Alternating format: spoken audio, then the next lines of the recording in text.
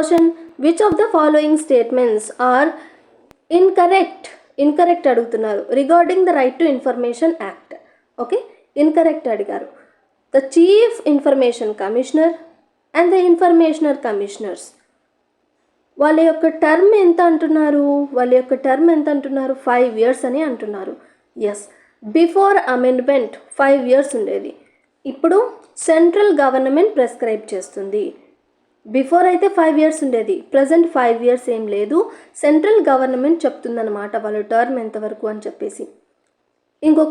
So ఫస్ట్ది వచ్చేసి ఇన్కరెక్టా కాదా? ఫస్ట్ది ఇన్కరెక్ట్, ఎందుకంటే 5 years ఉంటుంది అన్నారు.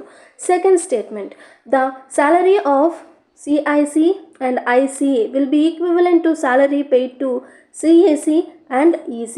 Election commissioner, chief election commissioner శాలరీస్తో CIC, IC information commissioner salary ఈక్వల్గా ఉంటుంది అని చెప్తున్నారు.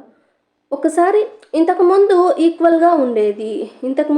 ఈక్వల్గానే ఉండేది, కానీ అమెండ్మెంట్ జరిగిన తర్వాత వాళ్ళకు ఒక ఐడియా వచ్చింది.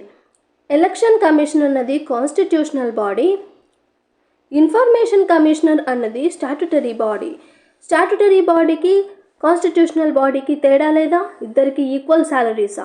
No, this is wrong method. So they first ఈక్వల్గా ఉండింది, బట్ నాట్ ఈక్వల్.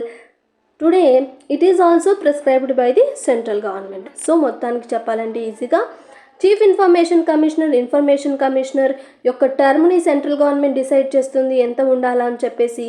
అలాగే వాళ్ళ యొక్క శాలరీని కూడా సెంట్రల్ గవర్నమెంట్ డిసైడ్ చేస్తుంది. So what is the answer? Both. ఇక్కడ ఇచ్చిన బోత్ స్టేట్మెంట్స్ ఇన్కరెక్ట్.